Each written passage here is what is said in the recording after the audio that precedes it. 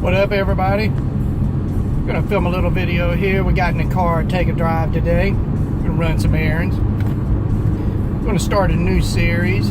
It's gonna be sort of a vlog type of deal. I'm gonna talk about knives a little bit. We're gonna call this series Driving with Knives. You can see I'm driving through traffic right now. So if I don't look at the camera, please don't be offended. I love you all. I just have to look at the traffic too.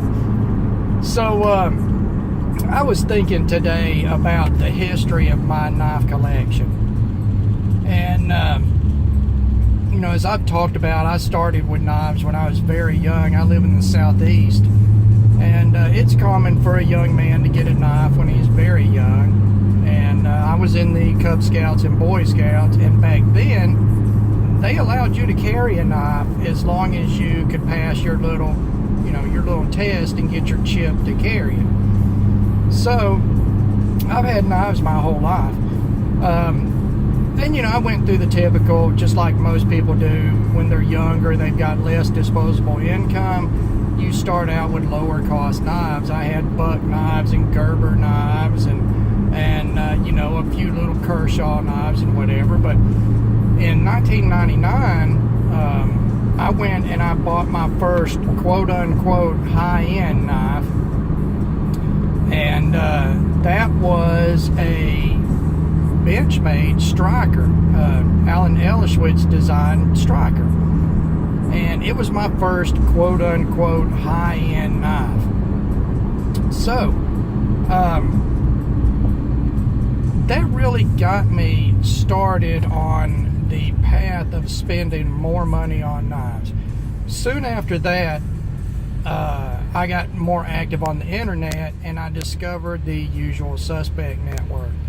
For those of you that do not know about the Usual Suspect Network, it is a privately owned online forum for knife enthusiasts, knife collectors, custom makers, specific higher-end manufacturers. There's a lot of jewelry, a lot of watches.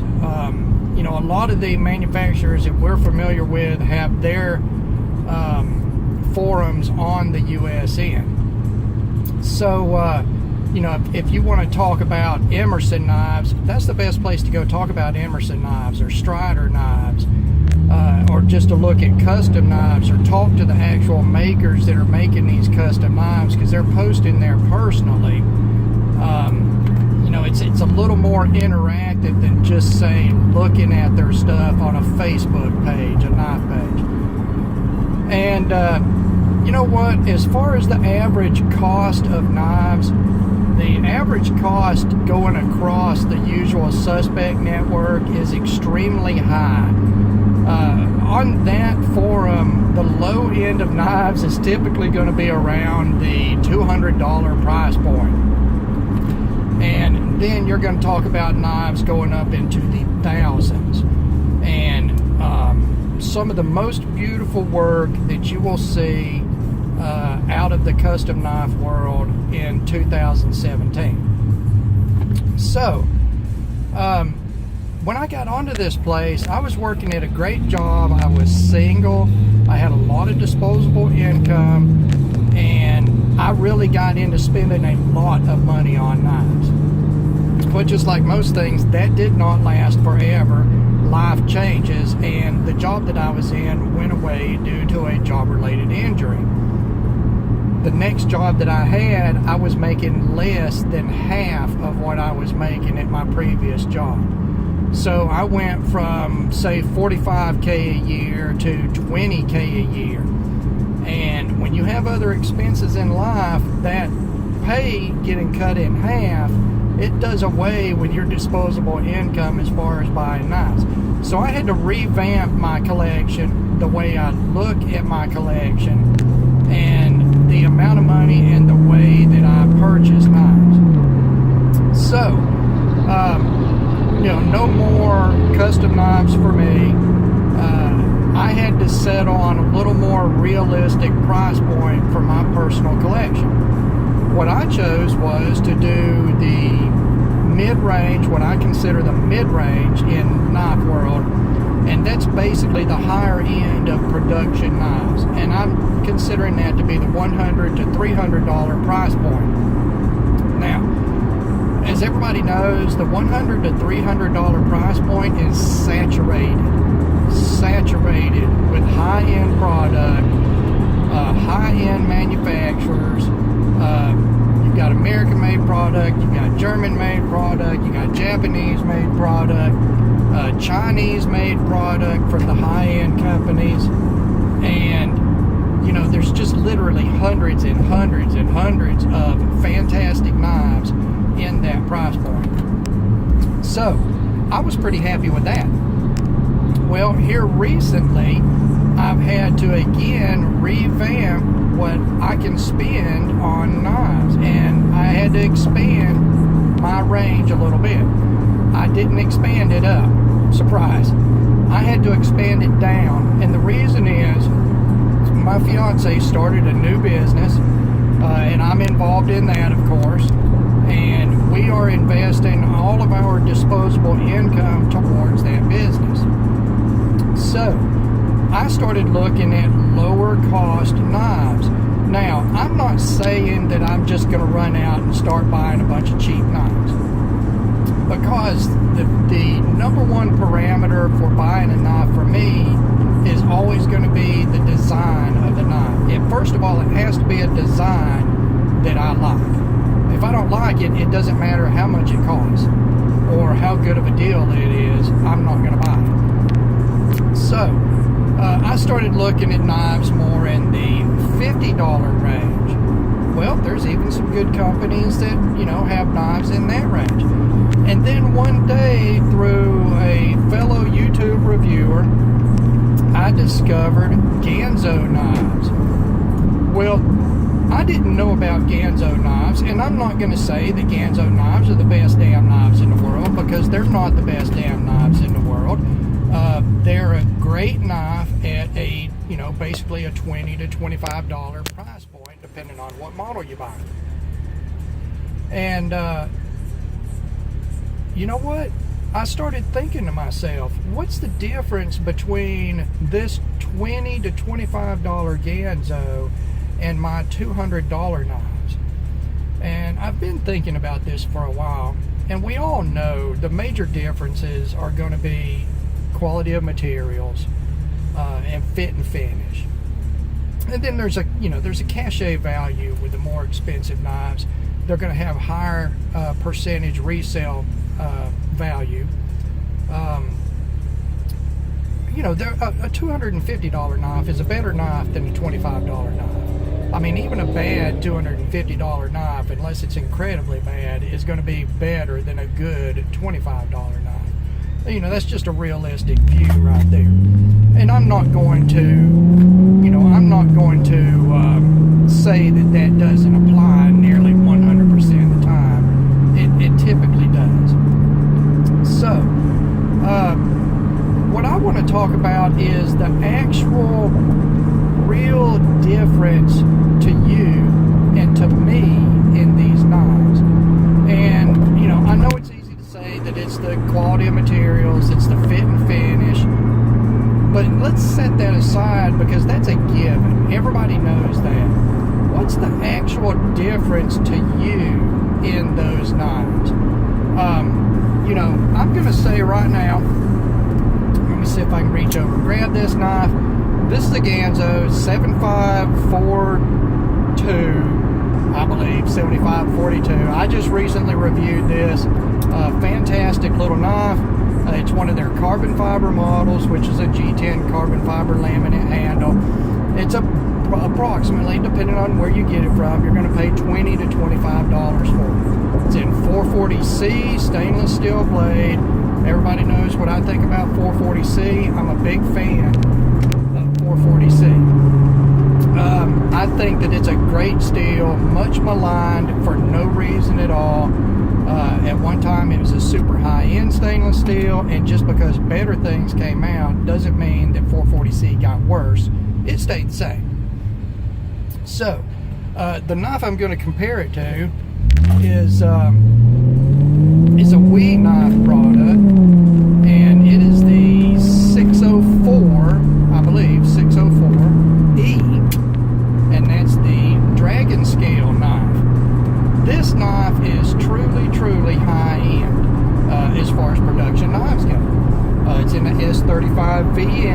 made, and it has got the dragon scale machined titanium handles in a frame lock. The fit and finish on that knife is pretty much perfect. Okay, both of these knives I have separate reviews on, and you're welcome to check those out. I appreciate all my views. So I'm not going to get into a lot of statistics because I don't want to compare them according to materials and fit and finish. That's not what I'm getting at all in this video.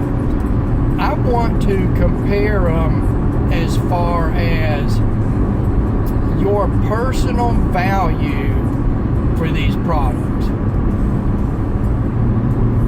I just passed my fiance because she drives a slow car and I don't. So anyway, what is the value in hand to you of your knives? Be it a $25 knife or a $250 knife or a $500 knife.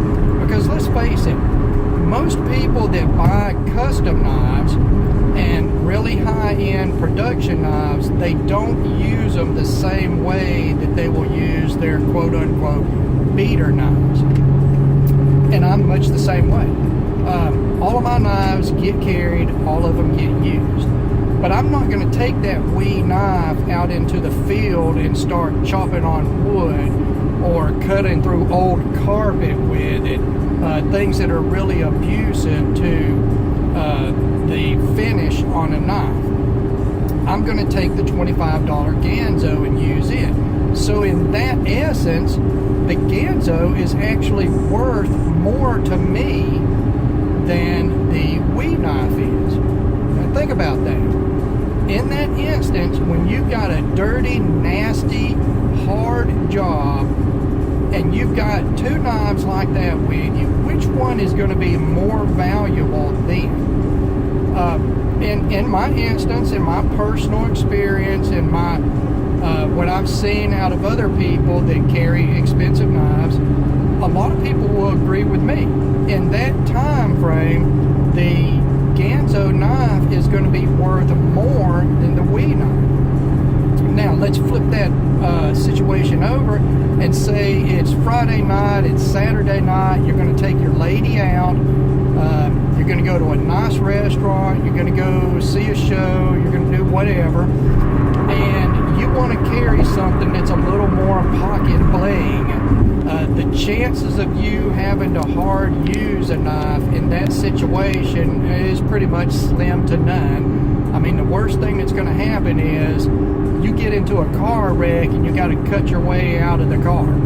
That can't happen, okay? And that expensive knife is fully capable of doing that, and in that instance, I would have no issue in using that expensive knife in an emergency.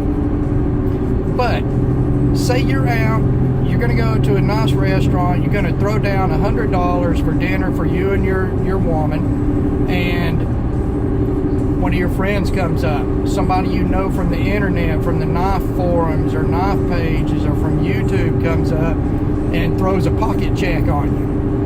All right? In that instance, guys, that $250 Wee knife is going to be worth a lot more than that $25 Ganzo knife. Even though, in another situation, the Ganzo was worth more. And you know what? That's not a dollar value of worth. It is in your hand. What is it worth to you? Sort of, you know what? I don't even know what to call this value. If I was nuttin' fancy, I would have something already made up to name this type of value. Be like third kind of cool, or I mean, whatever. But I think you understand what I'm getting at. These knives, no matter what they cost, they have their own value as long as it's a good design and a good build with quality materials. It's well made. In the end, they're all a blade with a handle, and they all have different usages and different purposes. And you know what? They have different values at different times. I just can't get past thinking that. And I know some people may not agree with me. They're going to say that their $200 knife is always worth more than a $25 knife. Especially those guys that hate on Ganzo. God, they have got such a hater club of followers. They hate Ganzo, and guess what?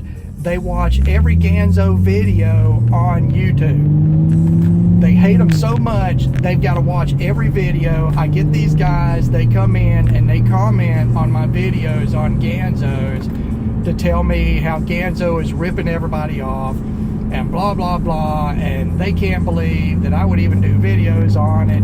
They hate the product, but they watch every video. So those guys are not going to find value at all in a Ganzo product versus anything.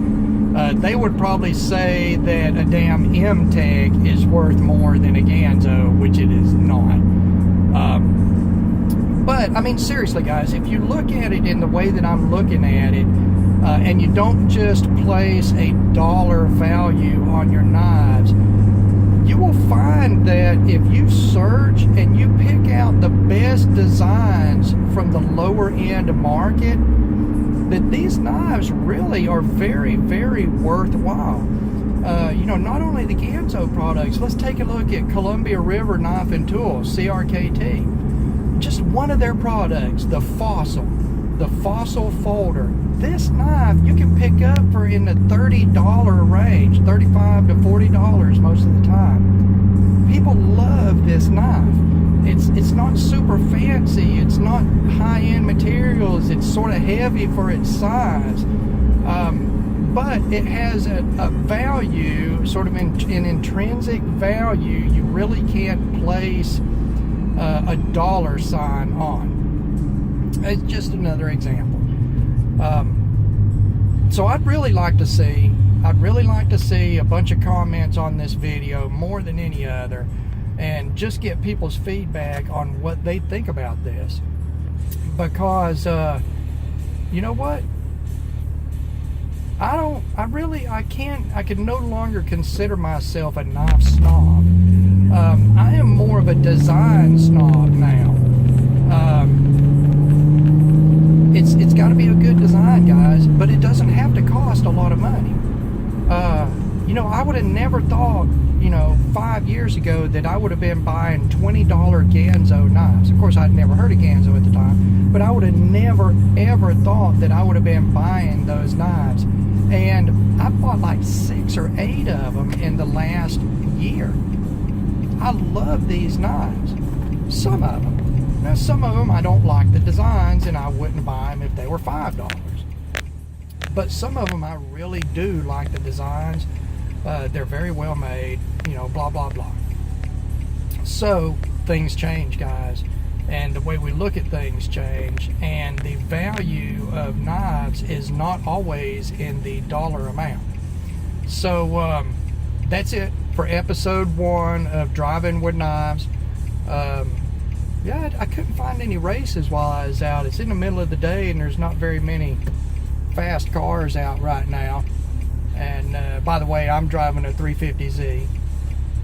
So usually I've got somebody in a WRX or an FRS or something that's wanting to race me. Just because. But I didn't get anything today.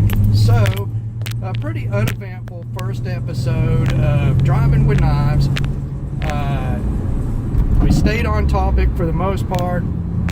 And again, let's get some feedback on this, guys. I want to hear some comments on this. I'm going to post this today and see what everybody thinks. Once again, thank you for taking the time to watch one of my videos. I appreciate every watch. I appreciate every one of you. I appreciate every comment. And God bless all of you. And we will talk to you later.